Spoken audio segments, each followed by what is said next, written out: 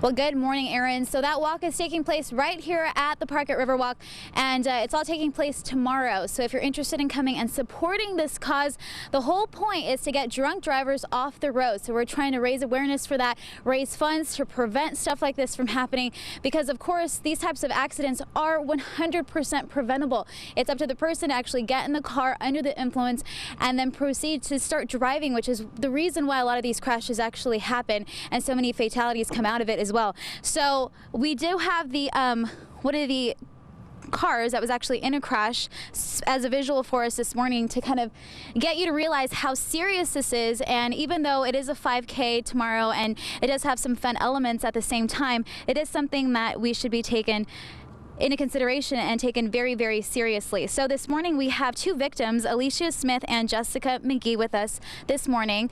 And then we're also going to talk to Sergeant Perry in just a little bit. But I wanted to kind of get your story, what exactly happened, and kind of just what were you doing earlier before you actually got in the car and then got in the accident? I was actually working. I worked at Pink in the Mall, and it was 4th of July. Got off work, my husband picked me up and was taking me to my mom's house.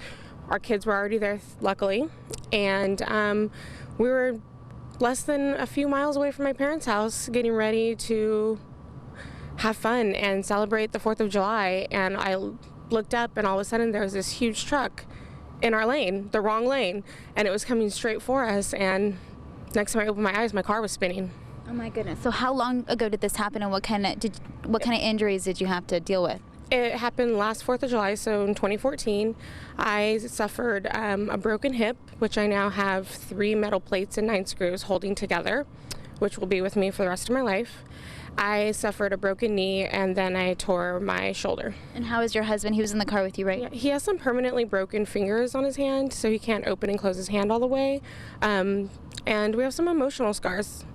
So what's the process like for you now? Because I know you've done events like this before, but looking at a car like this and seeing the damage that an accident like you were in and like Jessica was in and a lot of other people, does it bring back some of those emotions sometimes when you look at this?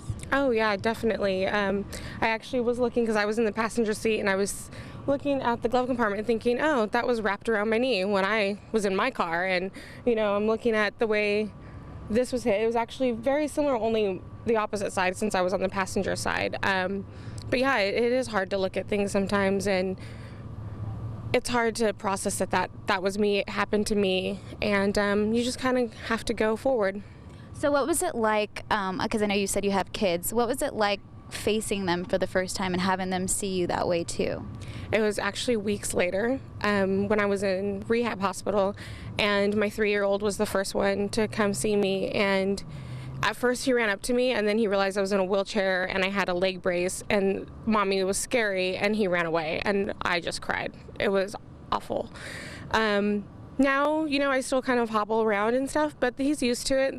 They still make little comments every now and then about how they wish the accident never happened, and they wish Mommy was okay all the time, because there's days where it's just hard.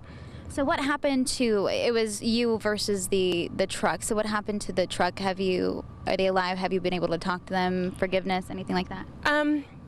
So we went to trial, and he was let go with probation. He has since moved back home to South Dakota, so he's doing well. He was not injured, and this is how I get through it, by advocating with MADD, by getting my story out, by giving this vehicle a voice.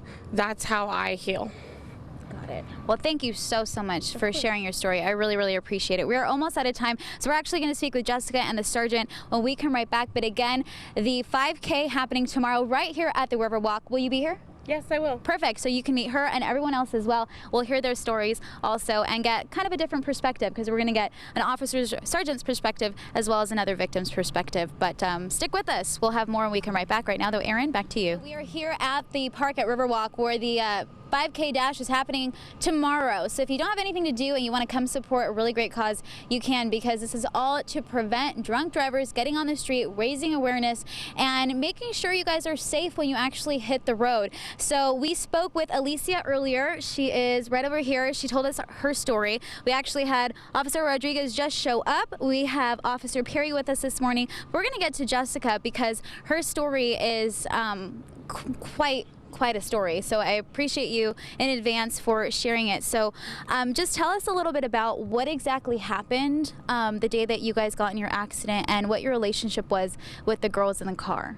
Yeah, the day that we actually got in the accident, we went to the last Blaze game, and it kind of ran a little late because it was the last time they were showing the fireworks, and we were actually on our way home when we got into the accident, so we never made it home at all, and that's just where we were trying to go.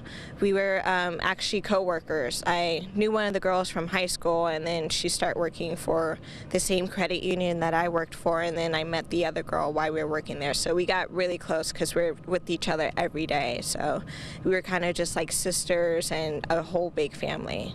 So you are the only survivor from that crash. Yeah. How does that make you feel, and how, just like I asked Alicia earlier, how does it make you feel looking at a car like this and knowing your car looked really similar?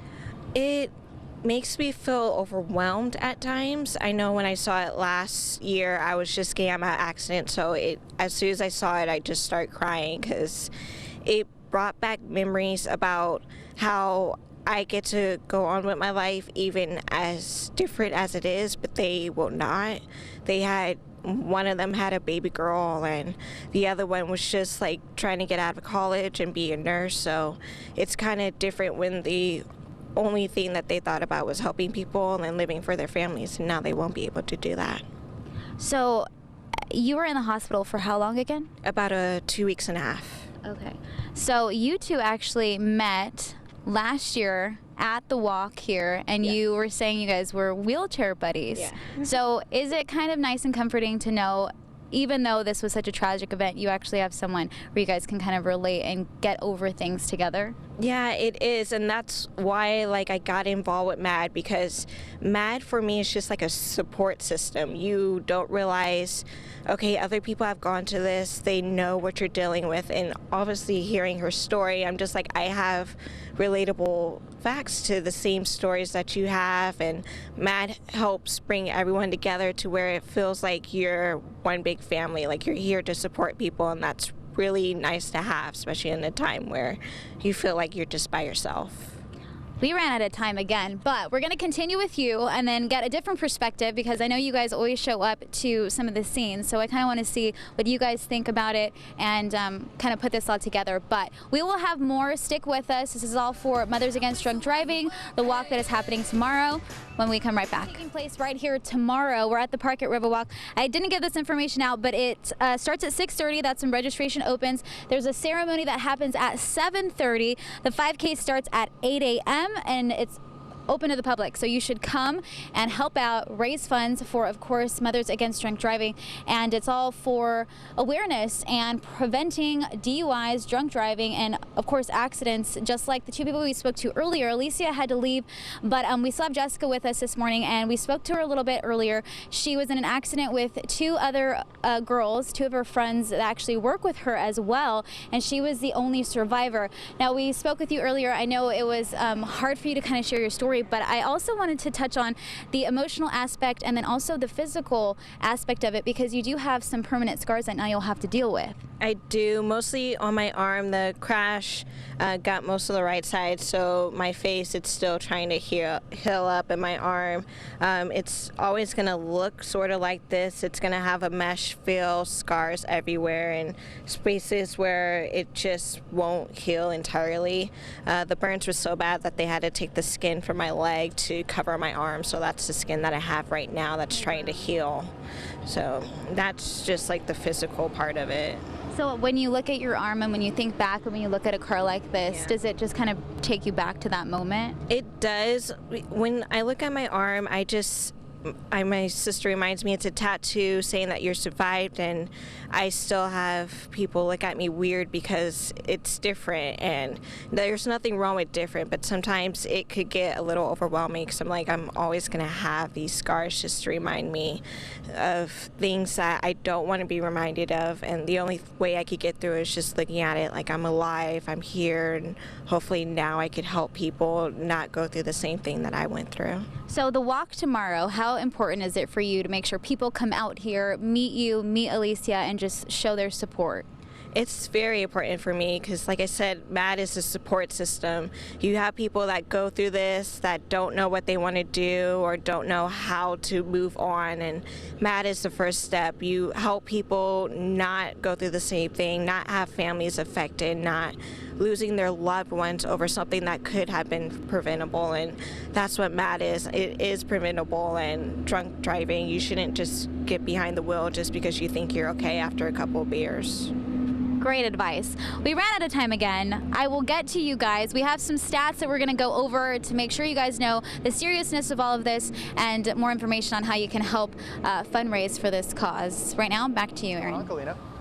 Well, good morning, Rob. So the event is tomorrow, kicks off at 6:30. That's when registration begins. There's a ceremony at 7:30, and then the 5K starts at 8:30 right here at the Park at Riverwalk. So we've been talking all morning to 2 victims, 1 left. We still have Jessica with us this morning, but we kind of wanted to get a different perspective. So we have Officer Robert Rodriguez with us. We have Brandon from the District Attorney's Office, and we also have Officer Perry with us. So curious to know, what are the stats like in Kern County? How serious of a problem has this been in the past and is currently? And I guess, what's your take on everything from an opposite perspective? This is an incredibly serious crime that, a lot of people maybe don't take it as serious because they consistently go out and drink and drive. But since 2010, we've had the California Highway Patrol here in Bakersfield has investigated over 120 DUI-related fatalities. So that's a lot, and it's alarming. And so we want to definitely put the message out there. If you are drinking and driving, you will be caught and you will be arrested.